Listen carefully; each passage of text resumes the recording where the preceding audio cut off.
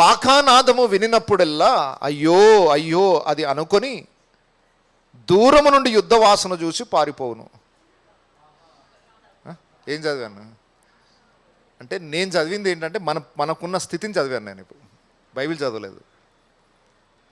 సమస్యలను చూసి, బాధలను చూసి, అయ్యో దేవా ఎందుకు ఈ కష్టాలనైనా, ఎందుకు ఈ బాధలనైనా, ఒక యుద్ధాన్ని చూడగానే మన మనసులో ఉన్న ఆలోచనలు చెప్తున్నాను నేను. బైబిల్లో ఉన్న ఆలోచన కాదు అది. ఒక సమస్యను చూడగానే మళ్ళీ తలబట్టుకుని, ఏంటి నాయన ఈ కష్టాలు, ఏంటి నాయన ఈ బాధలు, అయ్యో అయ్యో అనుకుంటూ మనం బ్రతుకుతున్నాం. కానీ నిజమైన విశ్వాసం ఎలా బ్రతుకుతాడట? ఆహా యుద్ధం వచ్చేసింది మళ్ళా. అది ఎప్పుడు మంచి పడకేసుకొని పడుకోవడానికి ఇష్టపడదు.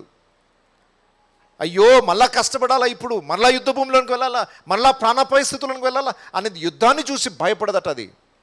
అసలు దానికోసమే వెయిటింగ్ చేస్తున్నాను నేను. ఇప్పుడు చెప్పండి, మన మైండ్ సెట్ ఎట్లుంది? ఆహా ఆహా అంటుందా, అయ్యో అయ్యో అంటుందా?